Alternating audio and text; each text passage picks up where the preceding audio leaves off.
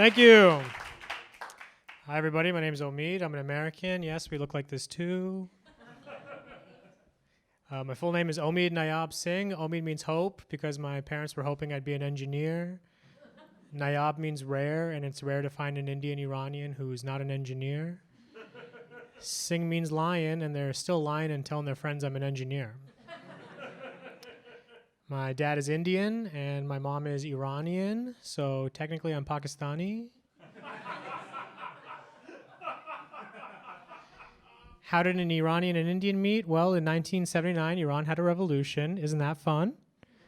And in 1981, my mom went to this protest. It was against women wearing the hijab. She didn't think it was forced. She thinks if you wanted to wear a hijab, that would be okay.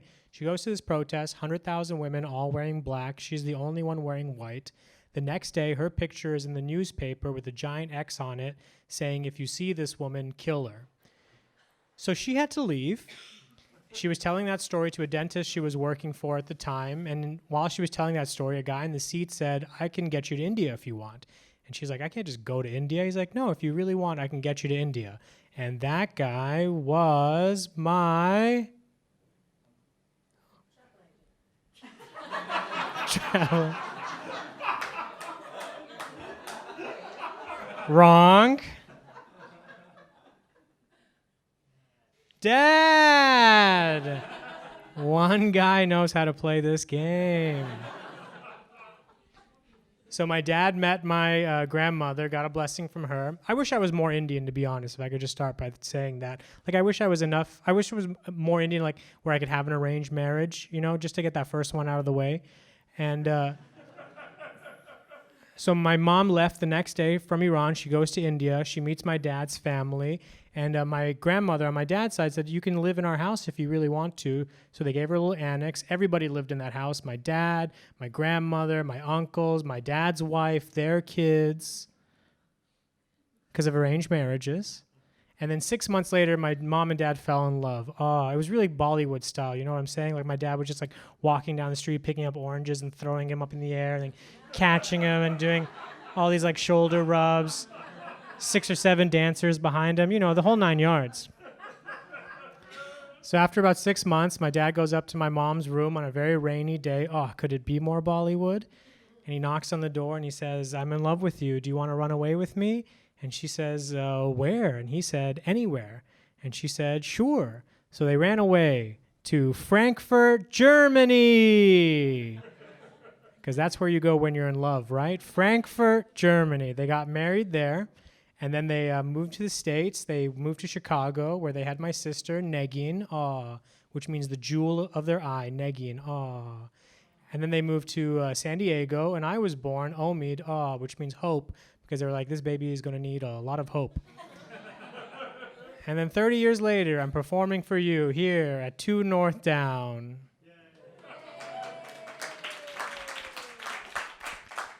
2 years ago, I lost my dad at a supermarket. He went down one aisle, and I went down another.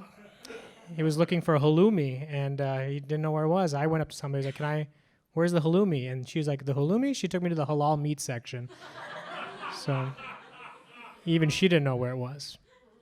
I was at the Fringe Festival, and yeah, I did lose my dad. He passed away in his house in India, and I had to go to India for the cremation ceremony. If you've never been to an Indian cremation before, please wear comfortable shoes because they're 2 days long. It's not like a Western one where you just pop somebody in a microwave and then 10 seconds later they're done. This was like straight Game of Thrones style. Everybody caught up on Game of Thrones, right?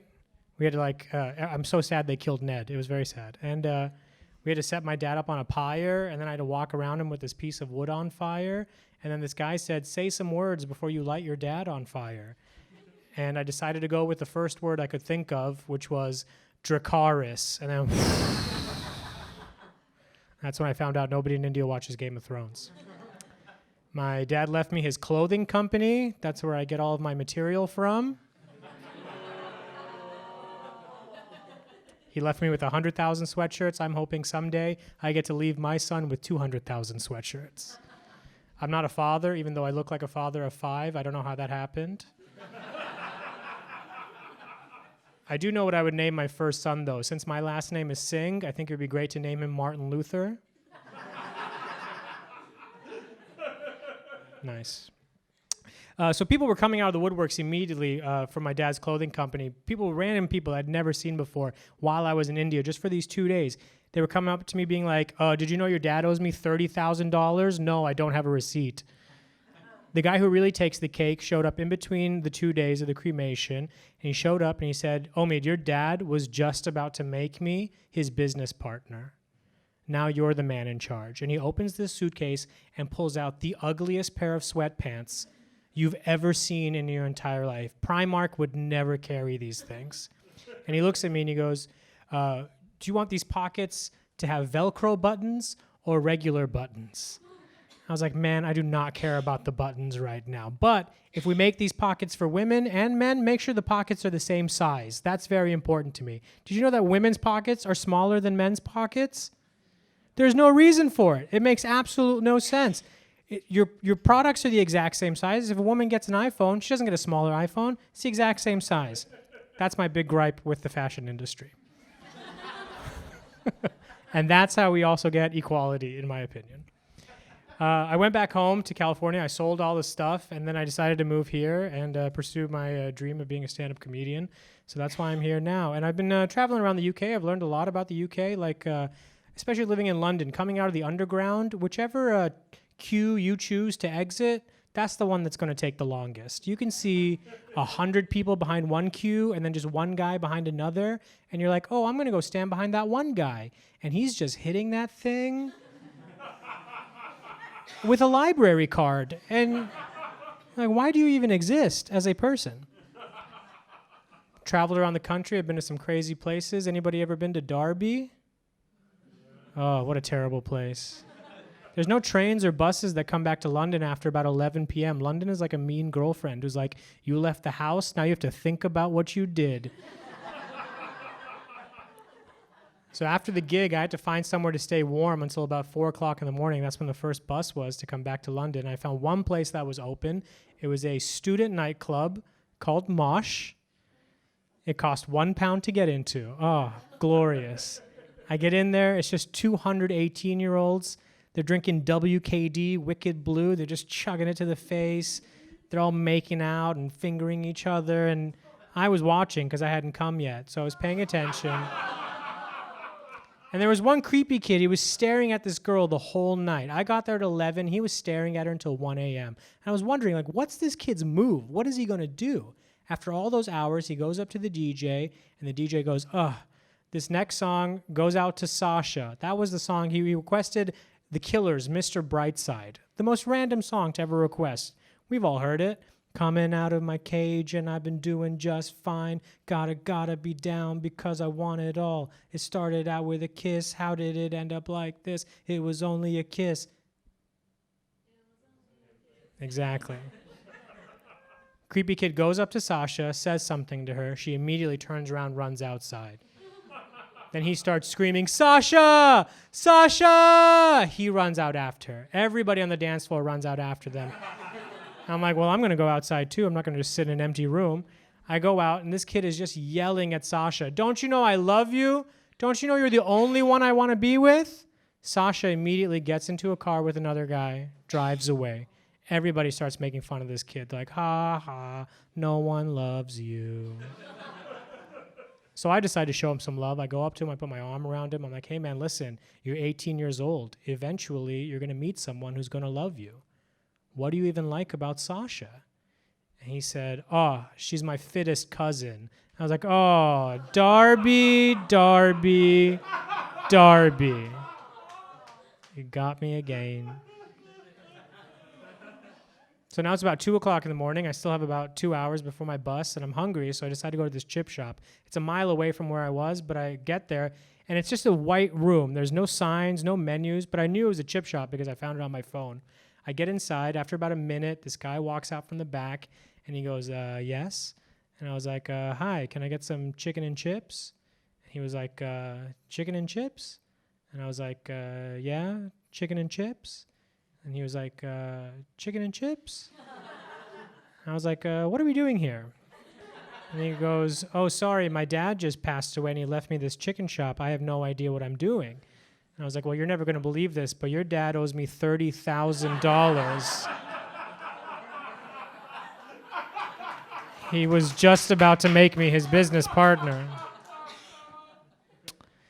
What I'm trying to say is that life is good, right?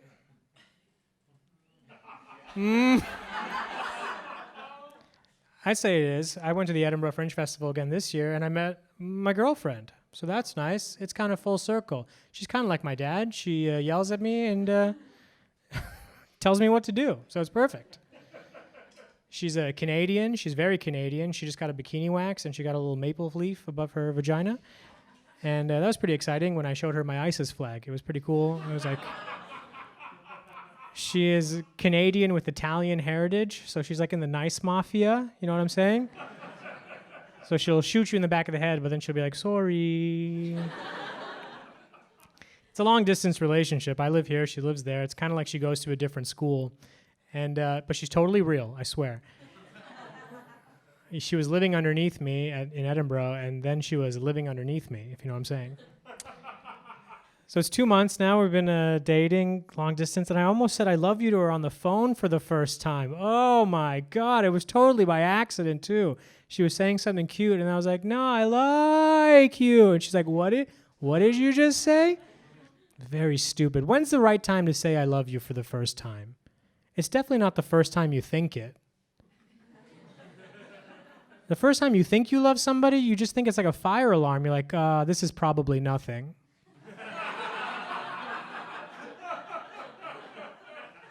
I'm just going to sit here and wait until I see some smoke. She is great, though. She's insane. She's fucking crazy. How did we start dating? I was heartbroken. You know, I was just living in Edinburgh for the whole month, and I saw this girl, and she was trying to make out with me. Yeah, can you believe it? She approached this fuck. And I didn't want to do anything, and then I just said... only way I'll make out with you is if you'll have my babies. That was my pitch. And then she took a pause and she goes, I'd have your babies. And I was like, oh no. So then we started dating. Trying to lose some weight. My friends told me I should take Krav Maga. Have you heard of this? It's like Israeli self-defense. It's like karate for Jews. But I'm not Jewish, mostly Indian, so I want to know what the Indian version is. I bet it's just a lot of like, no.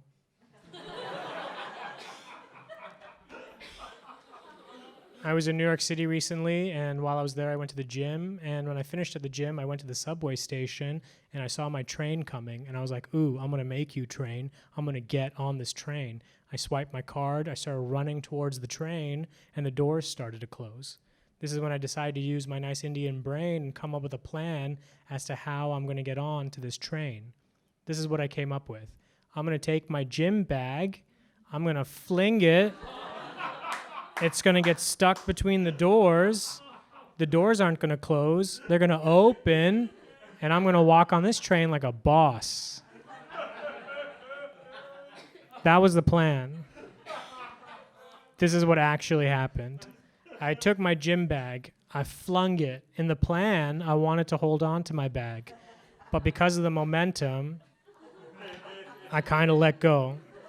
And my bag went into the train, the doors closed, and I didn't make it onto the train. For those of you who aren't following along yet, a sweaty Arab-looking guy just ran up to a train, took a black duffel bag, threw it onto a train, and let the doors close in front of him.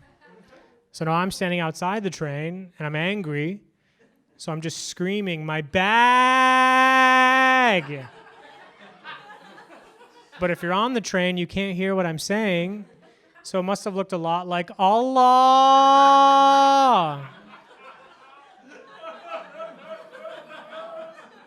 People were running in opposite directions. This one brave train conductor, he went up to my bag, he picked it up, he opened the doors, he looked at me, he said, is this yours?